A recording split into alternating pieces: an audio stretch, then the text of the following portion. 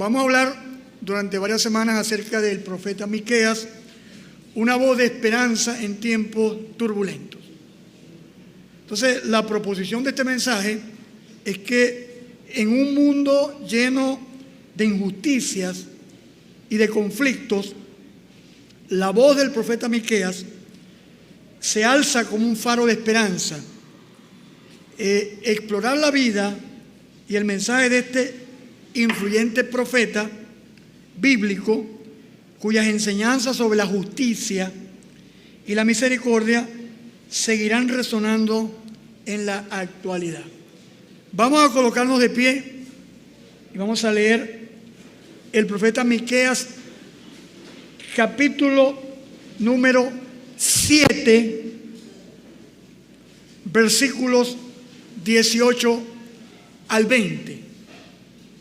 Repito la cita bíblica, Miqueas. Algunos van a sufrir esta mañana con su Biblia en físico. Decía un amigo mío que estos son libros que la gente consigue 2 semanas después del mensaje. Miqueas, Antiguo Testamento, llegamos a Daniel y luego pasamos por Oseas, Joel, Amós y seguidamente Habacuc y Miqueas. Correcto. Ok, vamos a ver por la cara si están ubicados. Ya listo. Los que tienen teléfono, vamos a leer solamente hoy el capítulo 7, versículo 18 al 20. ¿Quién como tú, que perdona la maldad y olvida el pecado del remanente de su heredad, no retuvo para siempre su enojo, porque se deleita en misericordia?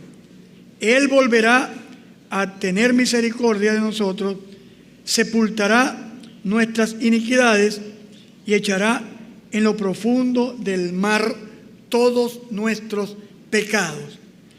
Cumplirás la verdad a Jacob y a Abraham la misericordia que juraste a nuestros padres desde tiempos antiguos.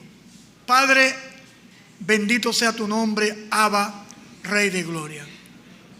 Esta mañana, cuando vamos a entrar a este libro, pequeño libro complicado, te pedimos que nos guíes con tu Espíritu Santo para que tu palabra haga el resultado que debe hacer para cada vida. En el nombre poderoso de Jesucristo, amén y amén. Tomen asiento. Necesito la 4ª lámina, DJ.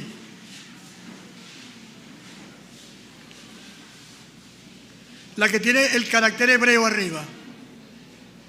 ¿Ya lo tenemos? Ok, ahí está. Debe ser amarillo o dorado. Ok, le repito, tenemos un problema con el carro.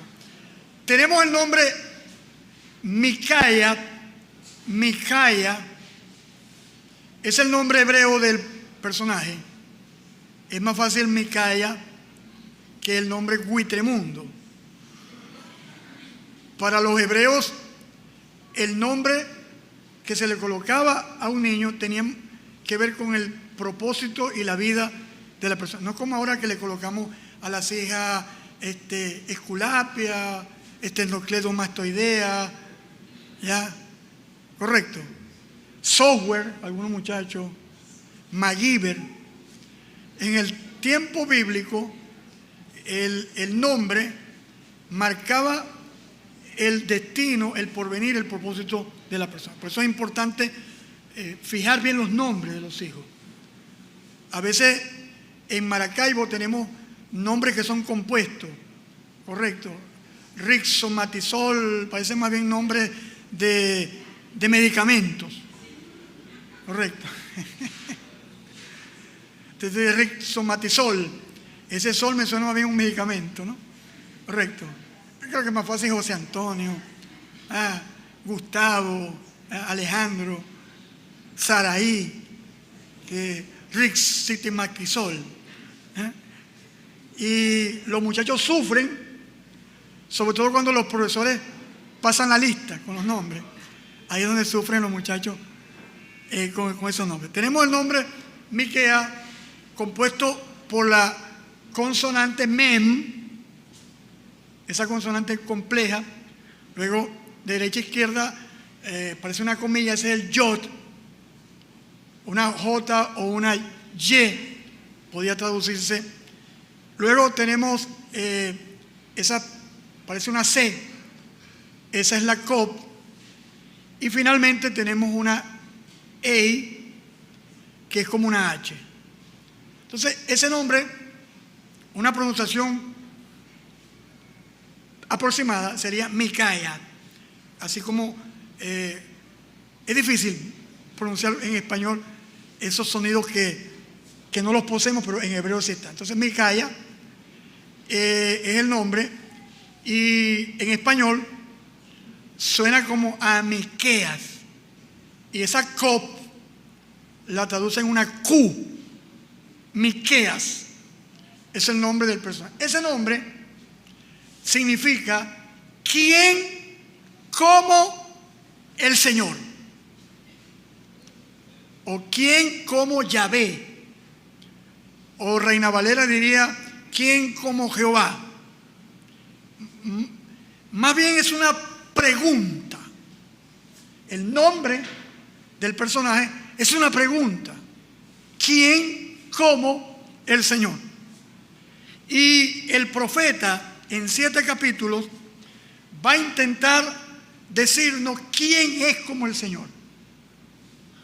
Y más que responder abiertamente a la pregunta, Miqueas nos va a dar dos aspectos que explican quién es como el Señor, más bien del carácter de Dios. Y Miqueas nos va a decir, lámina número 2, por favor, DJ.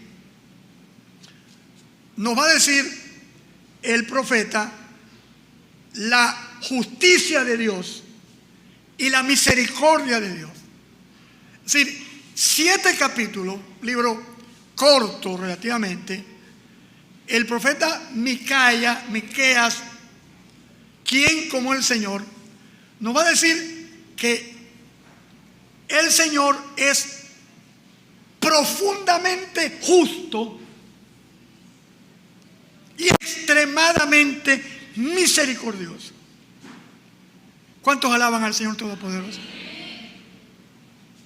Cuando yo leía el libro, me sorprendía de la línea de argumentación del profeta, y debo reconocer que le he dedicado mucho tiempo y con mucho temor y temblor, porque me parece un libro bien complejo para enseñar, para extraer las verdades de es más fácil el Salmo 23, Mateo capítulo 5, pero de verdad que es un desafío para mí. Quiero comenzar hablando, antes del profeta Miqueas, del mensaje profético. Miqueas es un profeta menor, estaba en el rollo de los escritos, eso es lo que significa Tanat, la Torá, los libros proféticos y los escritos. Ese es el acróstico Tanakh, correcto. Los libros escritos, junto con Daniel, los libros poéticos, estaban en un rollo aparte, y había un rollo de los 12, que eran los profetas menores.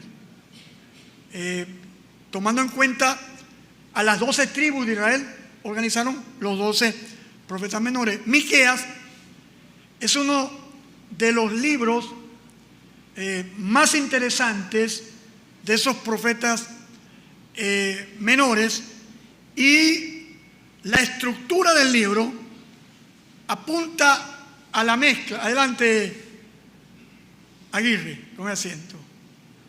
Él apunta a una profecía desde el punto de vista de una estructura poética. Eso es lo que hace el autor del libro. Se toma algunas líneas y adorna la profecía utilizando poesía hebrea. Obviamente no se ve en español, pero en el texto hebreo sí se puede más o menos tener una visualización de la estructura que utiliza Miqueas. Ahora, Miqueas es un profeta menor de la clasificación nuestra como evangélico protestante, es lo que podemos decir. Pero para los judíos simplemente es un profeta. El nombre profeta es el nombre hebreo de origen babilónico. Se escribe N-A-B-B y se va a pronunciar Nabí. Y Nabí significa el que lleva la carga. Desde el punto de vista de la etimología de la palabra Nabí, significa aquel que lleva la carga. Básicamente, un profeta es un portavoz, es un mensajero sobre el cual el Señor ha colocado la carga de un mensaje. Y más le vale que el profeta comunique el mensaje tal y como debe ser. Correcto. Hay por lo menos 5 mensajes, si hablamos de un eje transversal que pasa por todos los profetas, es decir, un mensaje que, voy a ponerlo en criollo, que se repite aquí, se repite aquí, se repite aquí. Agarramos todos los profetas y van a haber 5 mensajes que se van a repetir en los profetas, en la mayoría de ellos.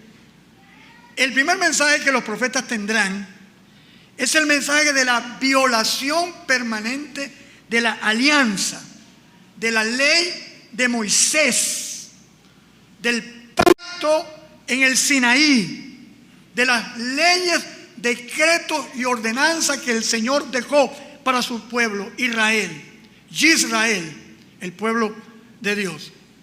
Entonces, lo primero que los profetas van a denunciar repetidamente, abiertamente, frecuentemente, será que el pueblo de Israel abandonó la ley de Moisés, el marco estructural legal para regir la vida del pueblo de Dios. Israel lo abandonó, y muchas veces lo abandonó deliberadamente, como lo enseña Malaquías. Malaquías enseña que al pueblo le pareció fastidioso la ley de Moisés. Una cosa interesante, ¿no? El segundo mensaje que los profetas van a denunciar son las alianzas reiteradas con las naciones paganas. Ese es el término goyín. Los judíos nos llaman a nosotros despectivamente goyín. Es un nombre muy ofensivo. Entonces, el término latín paganus se refiere a los pueblos. Y ese pueblo se refiere, en el caso de la cultura o la tradición judía, se referirá a las naciones que no son los judíos. Esos son los paganos. Con el tiempo se llegó a aplicar este nombre a las tribus bárbaras que vinieron del norte de Europa a conquistar el Imperio Romano de Occidente, capital Roma. Entonces, una de las cosas que los profetas denuncian es que Israel hizo alianzas reiteradas con estos pueblos. Lo primero que Israel intentó en su historia fue obtener alianzas militares, buscando protección por las constantes invasiones que sufriría el pueblo de Israel. Esa pequeña y disputada hasta hoy porción de tierra. Y ellos se veían obligados, digamos así, y la famosa alianza, la más famosa, es la alianza Egipto-Asiria. ¿Qué hacía Israel? Cuando tenía conflictos contra Egipto, intentaba aliarse con Asiria. Y con Filistea, y con Moab, y con Amón, y con todos esos pueblos. Y cuando los asirios venían, hicieron alianza militar con Egipto. Por eso dice Isaías: ¡ay de los que descienden a Egipto para cobijarse bajo la sombra de Faraón, buscando protección de los egipcios! Cuando el pueblo sabía que bajo la única sombra que el pueblo de Dios estaría cubierto es bajo la sombra del Altísimo y bajo la cubierta del Omnipotente. Caso muy común en los creyentes de hoy, que quieren cobijarse bajo la sombra del gobierno, de la medicina, de la ciencia, de muchas cosas. Y no es que está mal utilizar esos medios, pero al igual que el antiguo Israel, el pecado está en intentar hacer alianzas existenciales y vivenciales para obtener seguridad y protección. Ese fue el grave error de Israel. El tercer mensaje que los profetas denuncian es el pecado de la idolatría. Correcto. Desde tiempos ancestrales, desde el periodo de formación patriarcal hasta la cautividad babilónica, Israel fue un pueblo propenso a la idolatría, dedicado a copiar el modelo de las naciones gentiles, de los ídolos, de la protección. Hay por lo menos dos ídolos emblemáticos en el Antiguo Testamento. El primero es Moloc, el abominable ídolo de los amonitas. Era una estatua de bronce bruñido. El culto estaba afuera, se pasó a llamar Gehenna, Geinón, el culto a los hijos de Amón, y se colocaban los hijos criminalmente a una estatua de bronce al rojo vivo. El otro culto muy famoso es el culto a Baal. Es un culto a la fertilidad. Dicen, entre ellos Thomas Romer, especialista en religiones comparadas, que Baal, el símbolo de Baal era el falo o el órgano sexual masculino. Actualmente eso es un obelisco. Y se creía que Baal tenía relaciones sexuales con la madre tierra para fecundar y traer prosperidad. Entonces, básicamente esos son. Tenemos otro grupo de estatuillas femeninas, Astarte, Astoret, en fin. Pero básicamente ese era el pecado de la idolatría. Ellos llegaron a hacer becerros de oro en varias oportunidades, tanto el becerro de la salida de Egipto. Estos fueron los dioses que nos sacaron de Egipto, y luego en Dan, y sobre todo en esa zona de las 10 tribus del norte, capital Samaria, la idolatría pululaba. Ezequiel es uno de los profetas que más denuncia la idolatría, pero es interesante en el caso de Ezequiel es que Ezequiel muestra a través de rayos X, digamos así, la idolatría de los sacerdotes a oculto.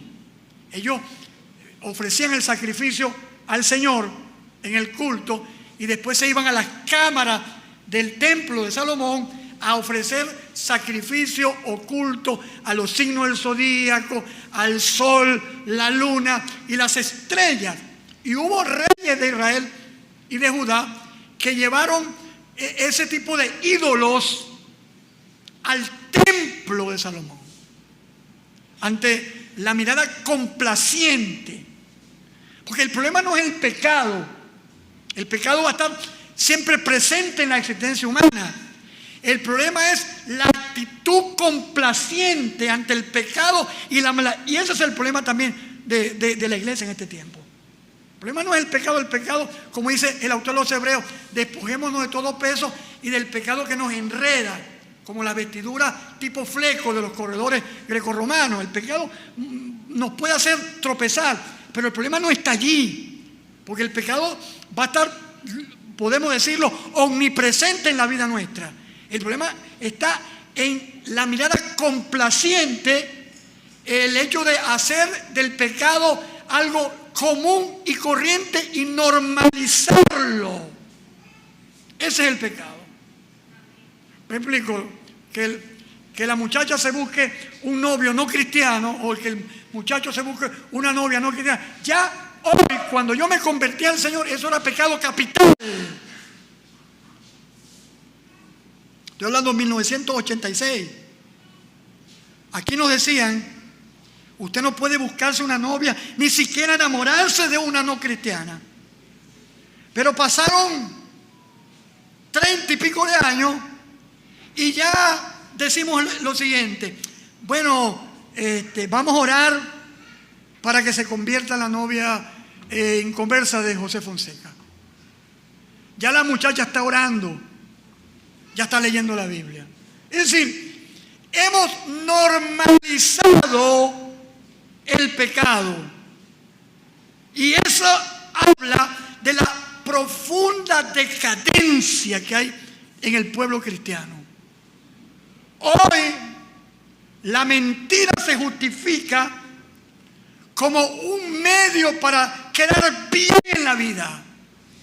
Hoy la trampa de la triquiñuela se barniza de viveza criolla. Necesitamos hoy el mensaje de santidad y el mensaje de que el pueblo se vuelva al pacto y a la alianza de Dios y rompa con el pecado y la maldad imperante. El número 4, ya he tomado mucho tiempo, es la denuncia de las injusticias de la época, injusticias sociales. Dicen los que saben que si dividimos la profecía, el mensaje profético, dicen los que saben que sería 80% correctivo, mensaje correctivo, y 20% predictivo. ¿Me estoy explicando, mis hermanos? Entonces nosotros estamos acostumbrados a que el profeta ese que nos adivina, como vi yo en estos días en YouTube, llegó un tipo, vine en esta mañana a un culto profético de los nombres, y comenzó, aquel señor que está allá gordito que está allá, tú debes llamarte Manuel. Ay, me llamo Miguel, estuve cerca. Parecen Teresa Caputo, la de la medium que pasaban. Empezaba Teresa Caputo. Aquí siento un espíritu aquí que me está llegando. El espíritu se llama Jake, Jack, You, Jack, Jake, Jig, Yo, You. Y cuando decía You, se llamaba You. Y la persona se quebrantaba. Y ese espíritu te dice que te quiere mucho. Y que la noche que murió, cuando él murió estaba solo. Sí, estaba solo. Bueno, él se sentía solo esa noche. Entonces yo veo que mucho del mensaje que vemos ahorita en las iglesias es simplemente una pretensión de adivinación con fines de sacarle plata a la gente. Y me perdonan todos los que amen el mensaje profético. Yo amo el mensaje profético, pero entiendo que hay mucha manipulación. Entonces, el mensaje de Miqueas apunta el hecho de que sobre todo los líderes de Israel era gente que estaba obrando mal, tenía relaciones sociales, políticas, económicas, injustas con la gente. Esto no es decir, no que como dicen, no que los profetas eran socialistas, no, eso se llama, eso es anacronismo. Anacronismo es tomar una idea de un tiempo y meterla en un tiempo donde no cala. Es como decir que Jesucristo era comunista. No, ningún comunista. El comunismo aparece con el manifiesto comunista o Marx, Engels en el siglo XIX.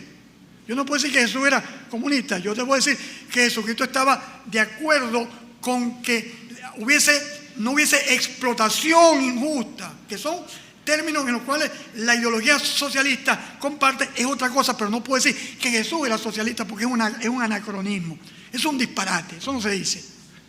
Si usted lo dice, va a quedar muy mal parado y no va a tener respeto de alguien que tenga capacidad de análisis y de debate.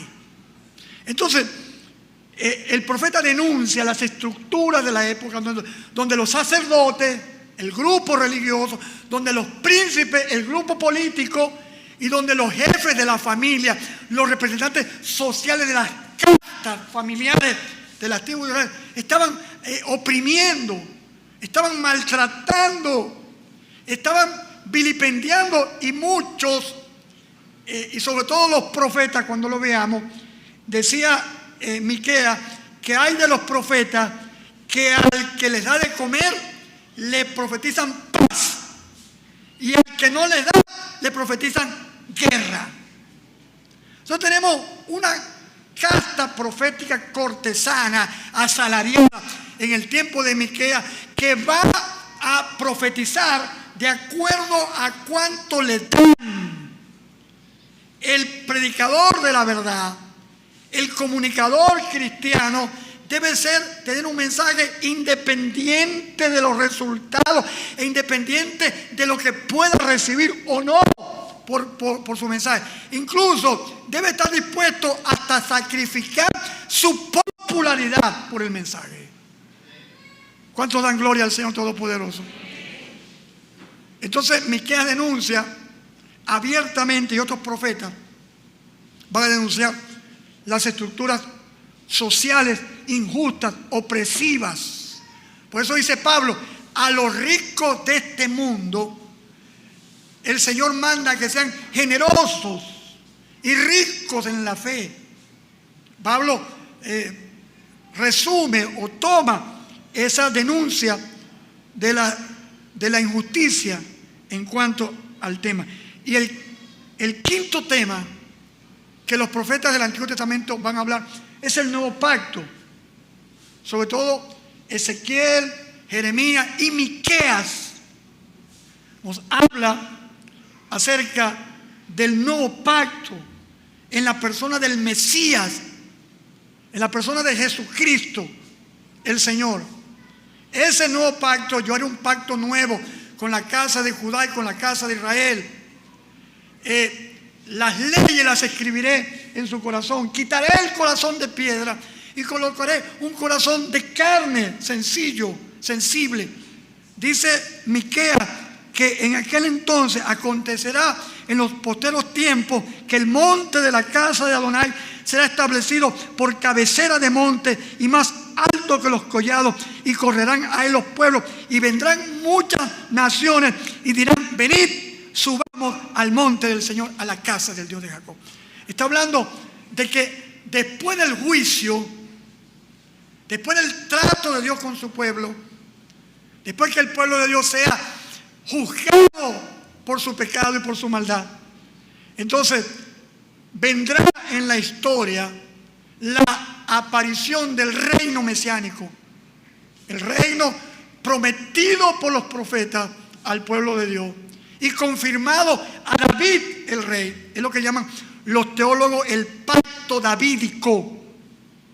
Las promesas dadas al pueblo a través de un hombre llamado David, que siempre sobre el trono de la casa de Judá se sentaría un heredero del linaje de David. Por eso Mateo y Lucas presentan dos genealogías. Mateo presenta la genealogía de José y Lucas, la de María, o al revés, no recuerdo ahorita, pero los dos presentan la forma en la cual Jesús viene del linaje de Abraham y del linaje de David, para demostrar a los judíos del primer siglo que el que murió en el madero ese es el heredero al trono, el Mesías, el esperado, el Rey de Gloria.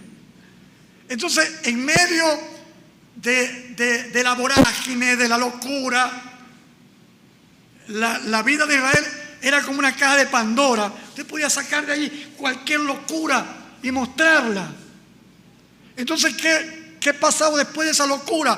El Señor establecería su reino, renovaría a su pueblo y establecería cielo nuevo y tierra nueva donde mora la justicia. Según Isaías, el cordero apacentará con el león y el niño jugará con la serpiente, y se convertirán, según Miqueas, las espadas en instrumentos de arado.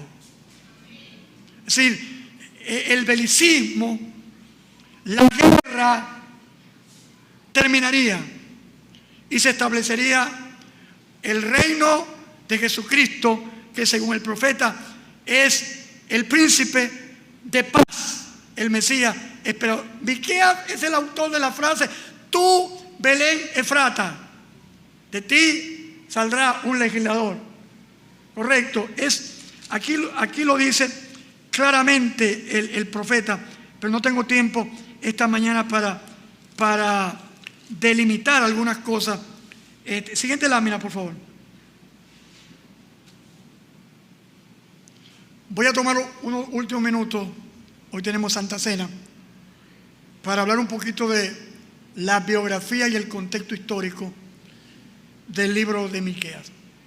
Ya dijimos que Miqueas significa, ¿qué significa Miqueas? ¿Quién como el Señor? ¿Quién como el Señor? No hay nadie. ¿Quién como el Señor? Poderoso y fuerte. Ese nombre dice en hebreo, Miqueas, Miqueas, Miqueas. ¿Quién como el Señor? Miqueas, tenemos que hablar un poquito de la vida del personaje. Miqueas nació en el siglo VIII antes de Cristo. Correcto. Es contemporáneo con Isaías y con mi amigo Oseas. Y terminando Miqueas viene Jeremías. Jeremías cita al profeta Miqueas. Entonces nace cuando todavía estaban los dos reinos: el reino del norte, capital Samaria; el reino del sur, capital Jerusalén. Correcto. En el modesto pueblo de Morechep, un pueblo difícil de ubicar en el mapa, ubicado no muy lejos de Jerusalén. Así que el profeta estaba más o menos enterado de lo que pasaba en la capital, donde era el epicentro de la vida política y social de Israel. Miqueas profetiza en un periodo turbulento. De hecho, dice que profetizó en los días de Jotán, Acaz y Ezequías, reyes de Judá. Es decir, el mejorcito de estos tres es Ezequías, que fue aquel que le dijo al Señor: Ezequías, te vas a morir. Y se metió el tipo a clamar, a interceder. Y hoy hubiese enviado por los grupos de WhatsApp: oren por mí que me voy a morir, oren por mí que me voy a morir. Y de tanto orar, logró 10 años más de vida, creo, ¿no? Pero yo quiero una prueba, porque el Señor le dijo a Ezequías: mira, tú vas a vivir. Y entonces dijo Ezequías: no, pero eso no es así. No, yo quiero ver para creer. Yo necesito una prueba, como los evangélicos de hoy. Yo no he visto tanto evangélico que esté con vellones, y algunos hasta con velones también, buscando pruebas. que si Señor, como aquella que si la muchacha que es para mí ese día venga con lente de contacto azul o rojo y me mira a los ojos y me pellizque, que no sé qué cosa. Mire, nosotros no estamos, el vellón es la prueba que el incrédulo necesita. Sépalo. El creyente no necesita pruebas. Es más, el Nuevo Testamento dice: bienaventurados los que no vieron y creyeron. Yo no necesito ningún vellón. Yo simplemente necesito creer que lo que Dios me ha dicho, que lo que su palabra dice es verídico y todo lo que Dios me ha dicho se va a cumplir tarde que temprano en nuestra vida. Aleluya. Entonces Ezequías dice, no, que si la sombra adelanta, eso es normal, no que retroceda la sombra. Y bueno, Dios, que es tan bueno, yo le hubiese sacado la mano y hice un pescozón por la frente. Pero el Señor, gracias a que, menos mal que estamos en las manos del Señor y no en las mías. Viene el hombre y le retrocede. Ay, sí, aleluya. Pero fíjense, mírenme acá.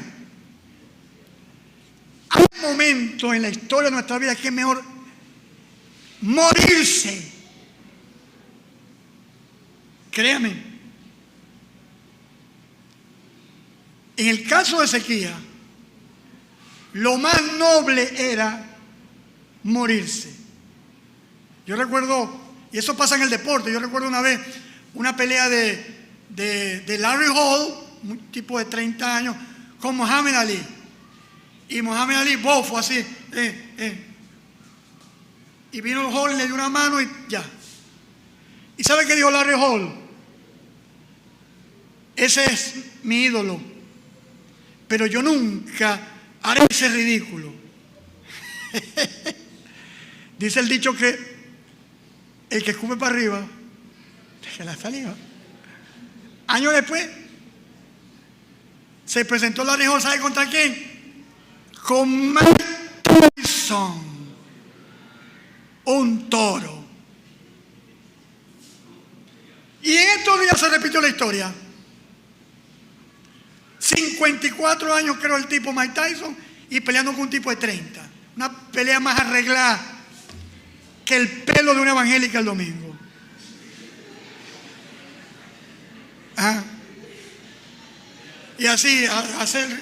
Entonces mire, hay momentos en la vida que hay que saber retirarse con hidalguía, con dignidad.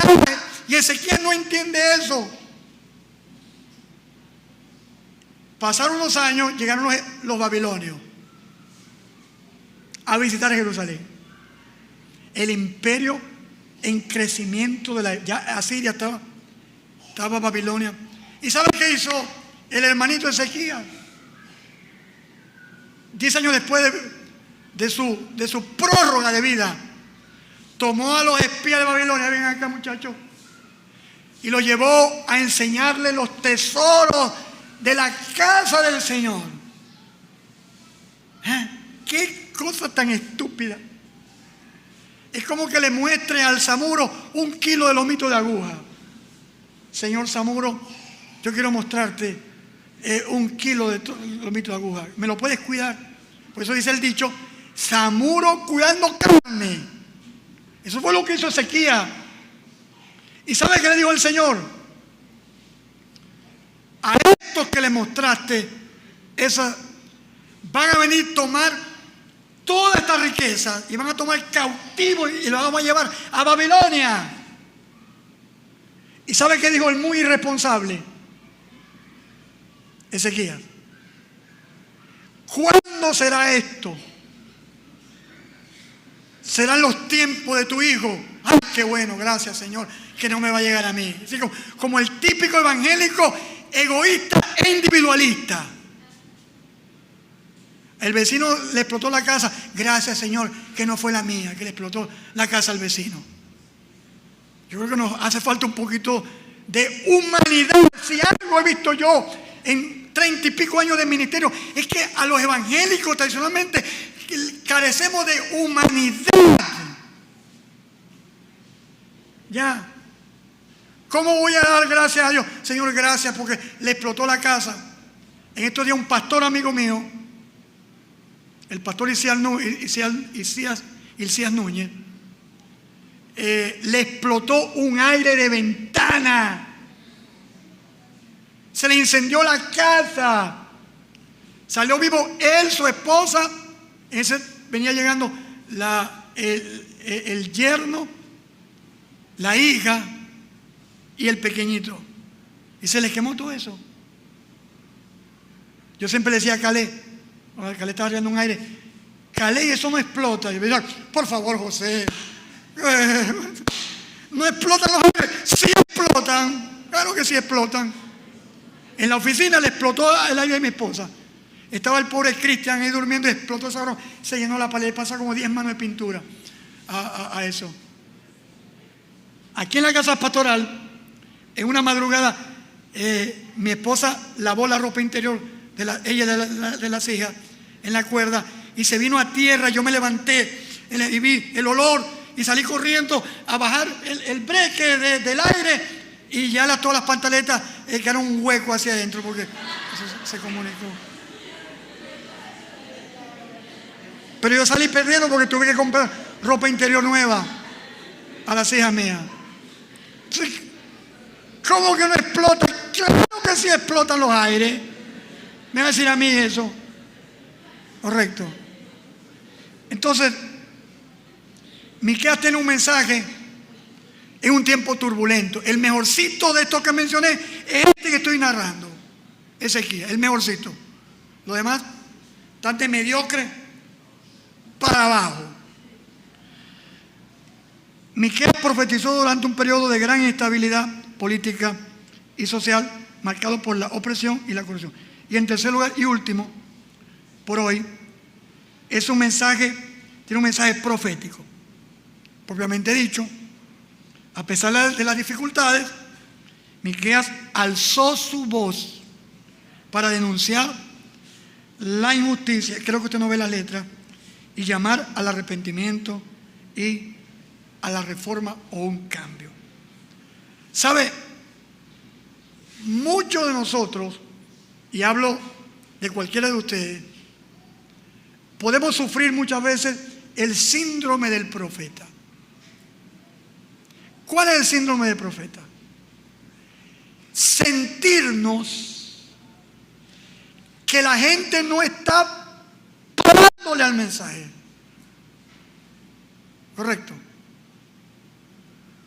Usted se siente a veces en una célula, en un grupo juvenil, con los amigos, con la familia.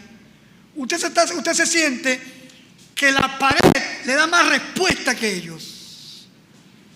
Yo me he sentido muchas veces así. Me he sentido como que estoy perdiendo mi tiempo. Como que estoy predicándole a un auditorio equivocado. Y a veces he creído, yo creo que el problema soy yo. Estoy predicando un mensaje equivocado. Pero revisando a los profetas, me doy cuenta que no. Que el problema estriba, y es lo que Dios va a premiar, es la fidelidad del profeta a ese mensaje. A Isaías se le dijo que ellos no lo iban a escuchar. A Ezequiel le dijo que la casa de Israel es dura de servir. Y así sucesivamente. Entonces, lejos estoy yo de estar buscando, vamos a decir, variables de medición estadísticas o el resultadismo. No sé si esa palabra existe. Voy a buscarla cuando llegue a la casa. Estar pensando en resultado. ¿Correcto? Simplemente, al igual que Miqueas, debemos centrarnos en la carga que Dios ha puesto sobre nosotros. Entender que Dios está llamando a la iglesia a un mensaje con estas características. Un mensaje que hable, obviamente, de la misericordia de Dios, pero también del juicio. Un mensaje que denuncie el pecado desde el punto de vista personal y estructural. Correcto. Porque ese es el problema de los evangélicos. Por ejemplo, estamos en una cola y vienen y se nos quieren colear, porque colar es colear. No, colear viene de todo colear. Ese verbo me puso a dudar a mí esta mañana. Cuando tengo duda, voy al diccionario. No se preocupe, cuando llegue a la casa lo voy a hacer. ¿Sabe que se me quiere meter de vivo? Y nosotros nos ponemos, no, si yo se lo dejo al Señor, se lo dejo al Señor. ¿Me explico? O los abusos que estamos viendo a diario con los políticos, el liderazgo. No nos podemos quedar callados. Tenemos que denunciarlo. Porque no solamente el pecado es pecado personal. Y ahí somos buenos los evangélicos. Fornicación, adulterio, brujería. Esos pecados los tenemos pero bien definidos. Lo denunciamos. Pero maltrato laboral, sueldos inadecuados, injustos, horarios de trabajo inconvenientes, maltrato al trabajador. Estamos en una sociedad injusta. Y escuche, el profeta siempre será popular, entre tanto que denuncie los atropellos que el pecado en todas sus manifestaciones trae a esta sociedad. Y como decía el profeta, por amor a Jerusalén, yo no callaré. Entonces, ¿qué aprendemos de Miqueas? Que Miqueas va a demostrarnos quién es el Señor. Y nos va a decir que el Señor es justo y el Señor es misericordioso. Colóquese bien. Esta es la parte donde más la gente dice amén cuando digo yo, colóquese bien, que voy a terminar. A ver, estírese un poco, así, algunos están. Ya. Aleluya. ¿Quién como el Señor? Ese es el nombre de nuestro personaje profeta. ¿Qué nos enseña Miqueas a nuestra vida? Primero, que la justicia de Dios y la misericordia de Dios no son excluyentes. Dios es un Dios que va a castigar, a hacer justicia. Es un Dios que hará misericordia. ¿Qué nos enseña el profeta Miqueas hoy? Que nuestro mensaje debe ser un mensaje claro, diáfano, sin compromiso con nadie. Yo he conocido pastores que me han dicho, Fonseca, te voy a invitar para que me hable de los diezmos, porque ellos no son capaces de hacerlo. Quiero que predique. Y como aquí está Rubén Aguirre, le digo, Rubén, ven a predicar y predica sobre la vestidura de las mujeres. ¿Por qué tengo que invitar yo a un predicador a que haga lo que yo puedo hacer? Claro, yo estoy de acuerdo en invitar predicadores para que tengan un mensaje libre, abierto. Yo nunca le digo a la gente, mira, cuando vas a predicar en Benahía, predica. No, el predicador predica lo que Dios pone en su corazón. Pero hay pastores que me han dicho, te voy a invitar para que hable sobre el noviazgo, porque hay una muchachita que tiene novio inconverso. Bueno, y muchachitos también tienen su noviecita, pues, o su juju por ahí escondido. Correcto. Entonces, el mensaje debe ser claro, definido, concreto, no negociable. Miqueas es el portavoz no manipulable de los oprimidos. Levante sus manos al Señor. Levante sus manos, dale la gloria al Señor. Señor, te damos gracias en esta mañana por tu favor, por tu bondad y por tu misericordia. Gracias por este tiempo de estudio, de reflexión y de meditación. Gracias por tu palabra. Gracias por la profecía de Miqueas. ¿Quién como el Señor? Guíanos a poder vivir tu palabra. En el nombre de Jesucristo. Amén y amén. Gloria al Señor. Aleluya.